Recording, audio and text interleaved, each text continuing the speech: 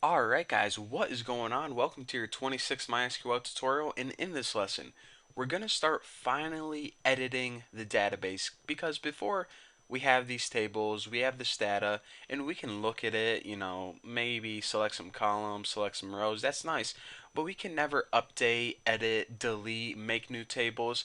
In this tutorial we're going to begin on that, and I'm going to show you guys how to insert a row of data first.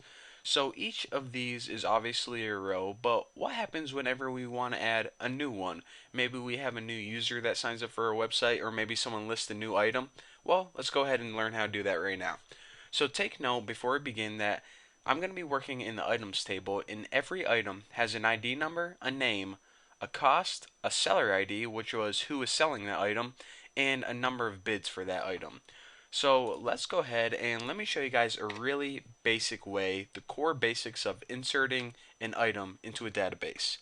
Go ahead and type insert into, and then after you type insert into, you write the name of the table you want to insert the data into, items. So now, what do you want to insert into items? Well, we just want to insert one row, so go ahead and type the word values. Now, inside here, these are the values. Now, remember I said that each row has an ID number, a name of the item, a price, a user ID, or excuse me, a seller ID, which is like the user ID, and the number of bids. So 5 things. So you need 5 things whenever you insert it in this kind of way. One, two, three, 4, 5. I just go ahead and do that. So I don't know, I like doing it because I don't forget any commas or, whatever. So the next row I happen to know is 101. That's the ID number of the next item. And now we have to give it a name. We'll just say we're selling like bacon strips or something. And now, how much are we going to sell these babies for? $9.95. Seems like a fair price. Now, let's just say that the user ID is me. I remember from our customers table that Bucky Roberts is 1. And last but not least, the number of bids it starts it is 0. So now that is how we insert a single row into our table. Right? Insert into, write the table name, and write the values, and make sure however many columns you have in your table, not only do these have to be in the correct order, well, I'll show you this right now. You see, whenever we look at our table, the items table, how these columns are arranged, first the ID, then the name, then the cost. That's what order you have to write into whenever you're writing your SQL statement. So remember, you can't change the order, it's given to you. So that's nice. And why am I stressing that so much? Because what if your boss comes in and he says, you know what? We actually don't need the number of bids right here, or we actually want to put the name at the end. Or he changes your table structure in some way, maybe adds columns, takes away columns. Well, that's nice and all because now we can just write new SQL statements. But what if we programmed our entire website set up where it was just those statements where we had to insert the items in that specific order? Well, now we have to go back to our website, rewrite all of our code, and it's going to take a whole lot of time, and we're probably going to have to fix a whole bunch of crap. So, I want to teach you guys a better way to insert data other than explicitly writing each column by column. So, here is an alternative and better way. Go ahead and write insert into. You do this every time you insert any data. Now, of course, write your table name, but instead of just writing values after this and typing in whatever data you want in your new row, go ahead and add parentheses. And inside here is where you write the column names of what data you want to insert. So ID, name, cost, seller underscore ID, and bids. Now you can go ahead and write, wow, definitely spelled that wrong, values, and how many? 1, 2, 3, 4, 5. Remember not to add a comma after your last one.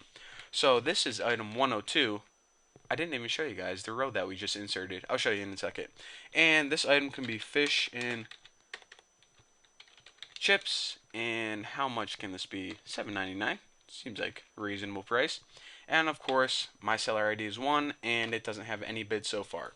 So this is an alternative way by explicitly writing the column names. So now let's go ahead and hit go and check it out. One row inserted.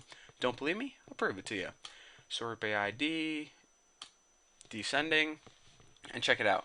That was the first thing that we inserted. 101 bacon strips and 102 is fish and chips.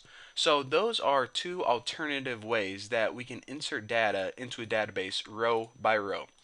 But why did I say this was better? I want to talk to you guys about this. You know how our boss said maybe we don't need to put the number of bids, or maybe it's gonna become, maybe it's gonna go after ID or name is at the end. Well, even if your table structure changes, which it quite often does if you ever work for a web design or a programming company, this is still gonna work because you're not saying, okay, you're not deleting this and said, okay, ID has to be first, name has to be second, the price has to be next. Even if those values are or columns are all mixed up, you're telling it right here what order you're going to insert this data into. So let me show you guys an awesome example. Even if your columns are ID, cost, name. Now we know our table is set up not in this order. It has ID, name, then cost, and then it has these two extra things. But it doesn't even matter because what we're saying is, okay, we only want to insert a row for the ID, cost, and name. So now whenever we type something like, let's see, what item is this? 103.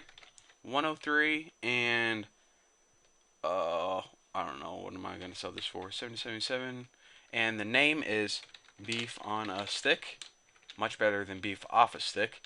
So what happens is, unlike before where we have to explicitly give it the exact structure where the table is built, we can just insert data however we want to, however the programmer wants to insert the data. That's what we're going to do. So this is much better. And anyways, if our boss comes in and changes the table structure, this code is still going to work. So we're going to say, okay, we're inserting the ID number first, which is 103, then the cost, then the name. I don't care how the table is set up. This is how I'm going to insert data. So we can go ahead and hit go and make sure it's inserted just like this.